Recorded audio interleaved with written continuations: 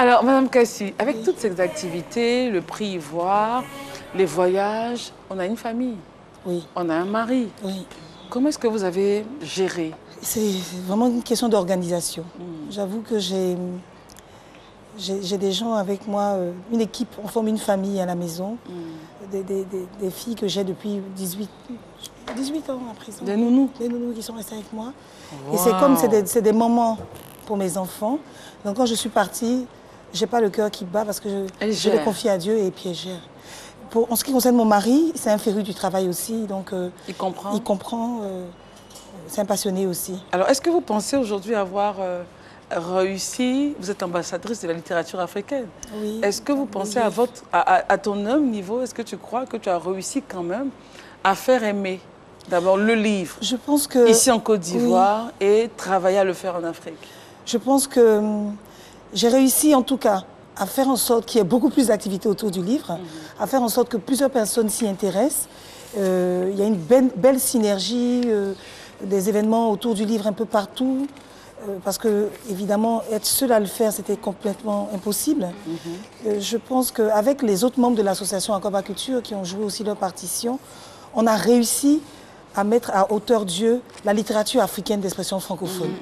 Et on a réussi à faire donc de la Côte d'Ivoire le moment de la remise du prix Ivoire, un moment important. Et à cette remise participent des auteurs de renom qui sont très contents de venir à chaque fois.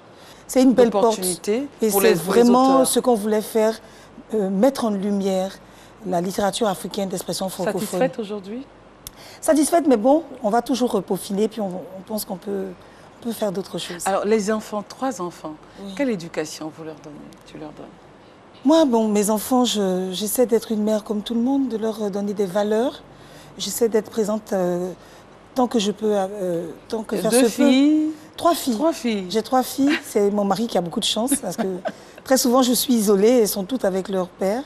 Okay. Mais j'essaie de leur donner des valeurs que toute mère peut donner à ses enfants. Je leur montre que le plus important, c'est d'être honnête, de travailler, et qu'après le travail, la récompense. Oui. Alors, pour ces femmes qui se disent, est-ce que je peux comme elles? Moi, je pense que ce que j'ai fait, beaucoup d'autres femmes peuvent le faire. Ça va pas être évident dès le début. Vos propres parents, vos proches vont vous dire vous n'allez pas pouvoir y arriver. C'est pas parce que souvent ils sont contre vous, mais peut-être qu'ils ne veulent pas vous voir échouer. Et je leur dirais de croire en leur projet. Quel que soit le secteur d'activité, quel que soit, si on est charbonnier, on doit faire en sorte d'être le meilleur charbonnier. Quand je venais à la littérature, à travailler dans le milieu du livre, il y avait des gens qui ont travaillé avant moi, mais qui n'ont peut-être pas eu le nez creux, l'idée de poursuivre leurs rêves. Et je pense que quand on a une idée, il faut croire en ce qu'on fait. Si vous ne croyez pas en vous-même, comment vous allez réussir à faire bouger les lignes, à faire en sorte que les gens veuillent vous accompagner?